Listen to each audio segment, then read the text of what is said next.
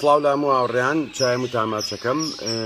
ئەمڕۆ 25/4/2020 کاتژمێر 8:37 بەڕێزان ئەمڕۆ باسی خاڵێکەکەین ئەویش پەڕشکانەوەیە. ئێمە لە لایبەکەی دوێنێشا برادەرێ باسی پەڕشکانەوەی کرد یاخود ئەو باڵندانی کە بەحساب پەڕی خۆیان نەکۆن یا پەڕی خۆیان ئەشکێننەوە بۆچی ئەم کارە ئەبێت. بەڕێزان پەڕشکانەوە پەیوەندی بەوە هەیە ئەم پەڕە لاوازە بێت، یعنی ئەم پەڕە شکاندنی ئاسان ئەبێت. چکە ئێمە هەمومانەزانین هەموو باڵندەیەک باڵی خۆیە خوێنێ بە دەنوچی باڵی لەم سەر بۆ سەرکەی بینی زۆرجار بەو شێوەیە باڵی پا ئەکاتەوە، نەگەی خۆی بڵێن پاچی ئەکاتەوە. ئەو باڵندانەی کە خۆراک کاریگەری تەواوەتی هەیە کە خۆراکێکی باشی تەندروستی نییە، یەکی ئێمە لەو شتانەی کە باسیەوە ئاکەین، ینی زۆر جار ئێمەی بینین لە فەیسبووکە وکوتمان ئێمە زیاتر پەیوەندیمان بە فەیسبووکەوەی لە فەیسبووکە شتە بینین و شت بڵاوەکەینەوە، ئەی بینین ئەڵێ فڵان خواردن زۆر باشە بیان بە باڵندەکان، یا فڵان خواردن کە ئێمە گەر قسە بکەین لەو بابەتانە ئەڵێنەوە زەرەر لە خۆیە گەێنێ لەبەرەوەی دوکان نارە، بەڵام بەڕاستی ئەمە کێشەیە کێشەی خۆراک کە باسی خۆراکە کرێنی خۆراک و خۆراکی تەواو کرد. کاتێ باڵندە وەکو پێویست خۆراکی پێویستی نەیرێتێ، باڵندەیەک لە بێچێتیە سیلاکێکی نەیرێتێ کە هەموو پێویستەکانی وەکو خۆی بڵین لەشی سوودی لێ ببینێ. خۆراکێک کە مەوادی کیمیایی تایە، خۆراکێک کە مەوادی حافظەی تایە، خۆراکێک کە بەسەر چووە، خۆراکێک کە ینی هاوسەنگ نییە بۆ باڵندەکە، ئەم باڵندەیە کۆمەڵێک کێشەی بۆ دروستە. ئێمە چەند جاری کە باسمان کردووە یەکێ لەو کێشانە ئەوەیە کە پەڕ وەکو پێویست گەشە ناکات. ئەم پەڕەکە وەکو پێویست گەشەی نەکرد، ئەو کاتێ باڵندەکانی نەگەر باڵندەکە کە خۆش لەوانەیە زۆر جار ئێمەی بینین پەڕ زۆر بە زەحمەت ئەشکێتەوە. دارێک کە تەڕ بێت،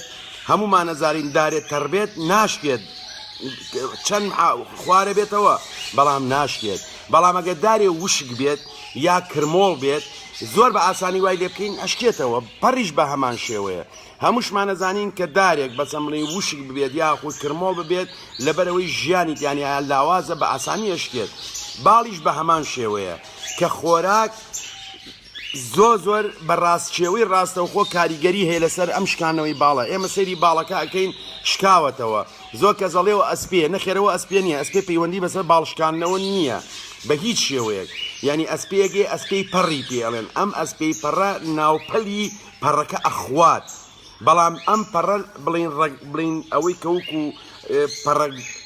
سەرچێکە ناخوات، ئەوە بەس ناوپەلەکەی ئەخوات. بیشی خوا بە شێوەیەکی وا ئەیخوات نابێتە هۆی شکاندنەوەکە ئیلا بەوە ڕوئەیات کاتێ باڵندەکە باڵی پا ئەکاتەوە لەگەڵ دەنووشیان لەبەرەوەی بۆشەیە هێزی تیانە باوا بڵین یا بە ئاسانی بە دەنوچی ئەشکێ و ئەو باڵە ئەشکێت کەواتە خۆراک کاریگەری ڕاستەوخۆی هەیە بۆ ئەمە کە کووتمانیترم خۆراکە سوودی لێ ناکرێت باڵەکان پەڕەکان بە شێوەیەکی تەندروست گەشە ناکات، ئەبێتە هۆکاری ئەوەی کە ئەم پەڕە بەو شێوەی لاواز بێ بە ئاسانی بشکێت. خاڵێکی کە خۆر تیشکی خۆر کە پەیوەندی بە کالیسیۆم و دیسریەوە هەیە، ئێمە ڤیتامین دی کە ئیشەکەی ئەوەیە، ئیشی ڤیتامین دی ئەوەیە یارمەتی کالیسیۆم ئەیا لە لەشا کاری خۆی بە شێوەیەکی تەندروست بکات. کاتێک باڵندەکە دیسری وەرناگرێ وەکو پێویست، ئیتر چ لە ڕێگەی خۆرەوە بێت کە زیاتر دیسی لە ڕێگەی خۆرەوە وەرئەگیرێت، کالیسیۆم ناتوانێت ئیشی خۆی بکات لە ناو لە شاکەیەکە لە ئیشەکانی ئەوەیە پەڕ دروستکردنی پەڕی باڵندەکەیە، گەشەکردنی پەڕە. ئەمەش خاڵێکی کەیە. دوای ئەوە یەکێ لە خاڵەکانی کە بەڕاستی ئێمە باسی ئەو پەڕە ئەەکەین کە ئەشکێتەوە، ئەوەیە کە جینات لە مەسەلەی جوودبوونە، ینی جوودبوون ئەم تەیرە ئێمە کە زۆر جارەڵێن هەنێ جوودبوونەیە پێڵێن هۆکاری مردن، کە چ پەیوەندی بە خوشکوگاوە هەبێت، چ پەیوەندی بەوەوە هەبێت دوو شێوەی پەرکە بەیەکەوە نابێت جوودکردی، ینی تەیرێکی زۆر گەورە لەگەڵ یەکێکی زۆر گەورەیە ئەبێتە ئەوەی یەکێ لەو کێشانەی کە دروستە بێت پەڕ لاوازە بێت، یعنی گەشەکردنی پەڕەکە لاواز ئەبێت. ئەمە یەکێکە لەو خاڵانە کە ئەبێتە هۆی ئەوەی کە پەڕ لاوازە بێ و ئەشکێتەوە. ئێمە هەمومان ئیزانین لە زۆر لە هەموو جۆرە باڵندەکانیان ئێمە پەیوەندی بەوە نیە ئێمە بڵین بەس ئەمە پەیوەندی بە کەناری و بە زێبرا و بە بووکە سوورە و بە با بڵین غەندور و کۆکتێل و تووتیەوە هەموو یەک شتە هیچ جیاوازیەکی نییە پەڕپەڕە کە ئێمە ئەڵین پەڕ بەگشتی ئەمە پەیوەندی بە هەموو جۆرە باڵندەیەکەوە هەیە مەسەلەی خۆراکیش و کووتمان ئێمە زۆر جار و تومانە خۆراکەکە تۆ ئەیتیە 6 مانگەیتیە زۆر ئەتیادە تۆ هەست بە هیچ ناکەیت بەڵام سیرەکەی وردە وردە ئەمە کاریگەری هەیە ئەمە کێشە گەورەکەیە بەڕێزان تۆ وردە وردە ئەمە کاریگەری خۆیەکە کاتێک کاریگەریەکەی ئەزانیت یعنی کە مەسەلەیەکی کوردی ئەڵێ بەردێک نەزان هەڵیباتە ئاوێکەوە بە دەزانە نایەتە دەرەوە خۆی ئەمە کێشەکەیە تۆ 6 مانگ 7 مانگ 8 مانگ ئەیەی تێ ڕاستەکات ئەو ڕاستەکات بێچوویەکەێنێ یا تەیرێکێنێ ئەڵێەوە من هەر ئەمەی ئێمێ و ئەوە بەخیۆم کرد ڕاستەکە بەڵام ئەم سابی ئەوە ناکە تۆ لە یەکێک لە قۆناغەکانە ئەم کێشانە و بۆ دروستە بێت کە بە 4-5 مانگ نایتەوە ناتوانانی بێنیتەوە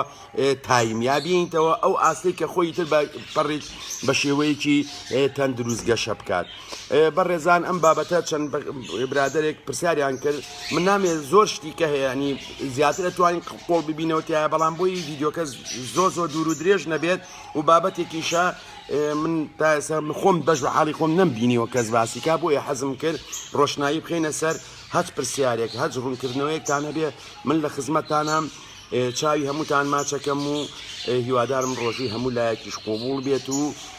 چاوی هەمووتان ماچەکەم و کاتێکی خۆش بۆ هەمووتان خواتان لەگەڵ